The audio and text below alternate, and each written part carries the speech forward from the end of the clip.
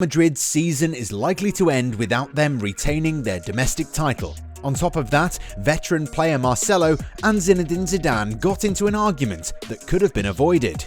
Neymar didn't play a big role in Paris Saint Germain reaching the final of the Coupe de France, but he did have a few things to say about the game's referee. That's not everything though. David Luiz has decided to call time on his career at Arsenal, with the veteran Brazilian likely to return to where it all started for him. Lille are set to win a Ligue 1 crown for the first time in years, and their manager, Christophe Galtier, is now wanted in England. We've got so much to talk about in today's episode, so sit tight, subscribe, and get ready for your daily dose of all things football. Galtier to leave Lille?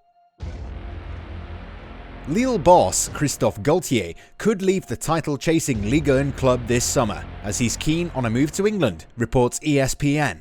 Lyon and Nice are also interested in Galtier, whose Lille side hold a 3-point lead at the top of the table with 2 games remaining. Should Galtier move on, then former Borussia Dortmund boss Lucien Favre or ex-France coach Laurent Blanc are believed to be in contention to replace him at Stade Pierre-Mauroy.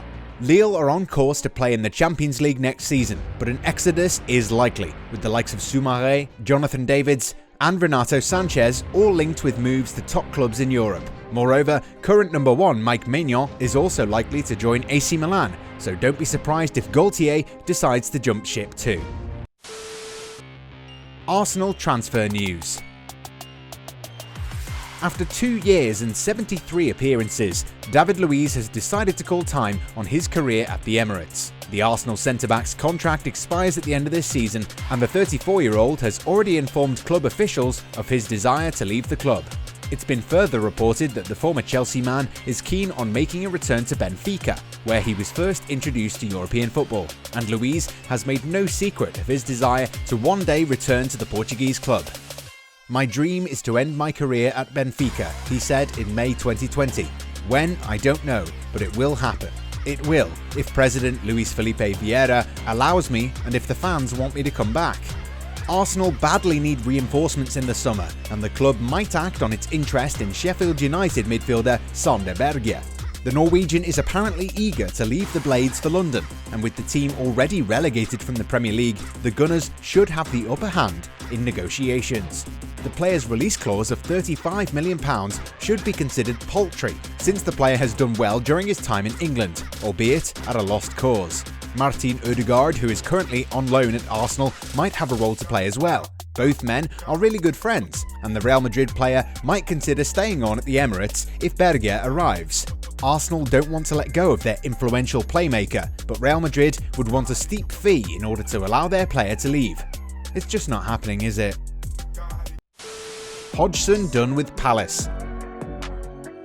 Crystal Palace will confirm Roy Hodgson's departure as manager before their final home Premier League game in order to allow supporters to say goodbye, according to the Evening Standard. The 73-year-old manager's contract expires this summer, and he's widely expected to leave Selhurst Park after 4 years in charge.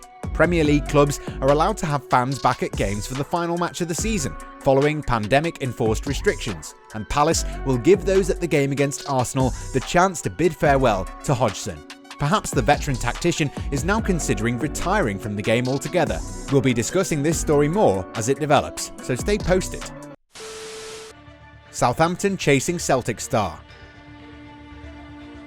Southampton are the latest club to show interest in signing Celtic striker Hodgson Edouard, according to The Sun. The youngster has been on fire in recent years, but the Saints will have a fight on their hands since the player is also attracting interest from the likes of Leicester City, Arsenal, Roma and Aston Villa. It is the former that might have the better chance of landing the player, since they can offer him European football next season. However, Southampton already have a great relationship with the Scottish Giants. Virgil van Dijk, Fraser Forrester, Victor Wanyama and Stuart Armstrong all arrived in England through Southampton, so that might play in their favour. Manchester United defender hunt continues. Following an injury to Harry Maguire and the team's 4-2 defeat at the hands of Liverpool, Manchester United are definitely going to make a move for a new centre-back this summer. Ole Gunnar Solskjaer was able to convince Eric Bailly into signing an extension, but the Ivorian might never be the long-term solution. A host of players have been linked with the Old Trafford outfit for months, and no one knows for sure which defender will be signed this time. According to Sky Sports, the Red Devils have drawn up a three-man shortlist of centre-backs for the summer, with Cristian Romero of Atalanta and Jules Koundé of Sevilla being touted as desired targets. Raphael Varane is another player who's been linked with the move, with the Frenchman eager to leave Real Madrid this summer. The World Cup winner is apparently eyeing a new experience and might have an interest in a move to the Premier League. Depay to join Barcelona under one condition. For almost a year now, Memphis Depay has been linked to the move to Barcelona. The Netherlands international's chances to move to the Camp Nou increased a lot once Ronald Koeman arrived. However, with the Dutch tactician's future at the club up in the air, this one could be touch and go. According to Marca, the Olympique Lyon man could get his dream move, only if Koeman stays at the club and doesn't get the boot, which is something that could happen to anyone who manages Barcelona. Neymar furious.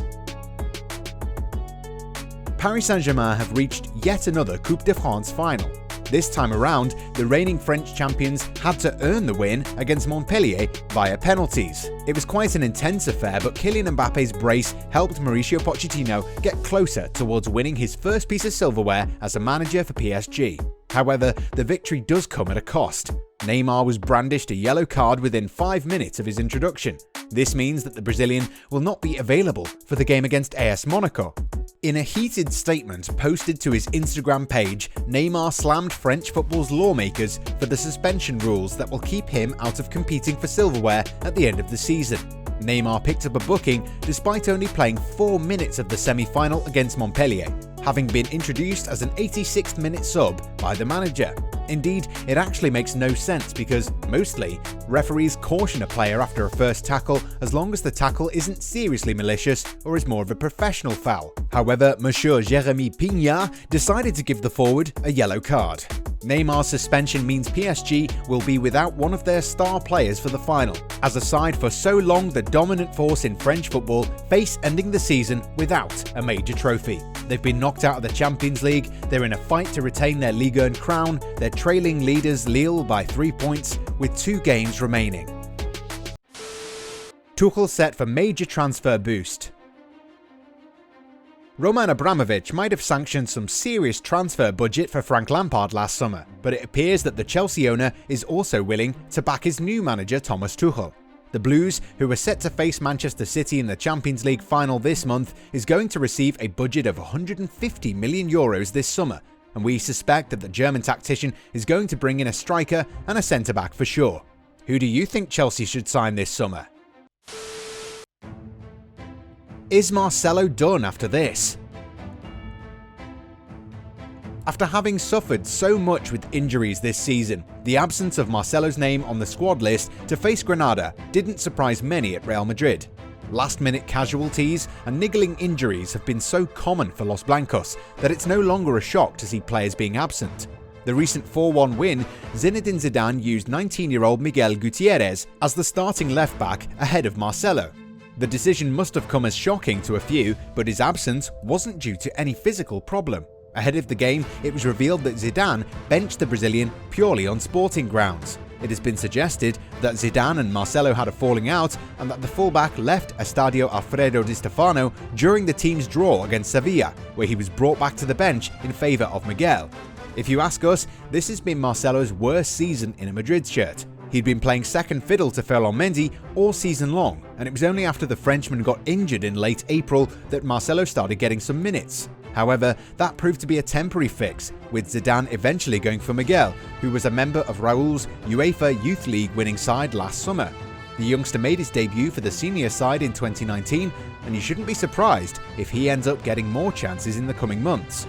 That doesn't bode well for Marcelo, who's understandably edgy about the situation. But then again, at the age of 33, the fullback is nearing his twilight years and might never return to being a preferred starter under Zidane or any other manager.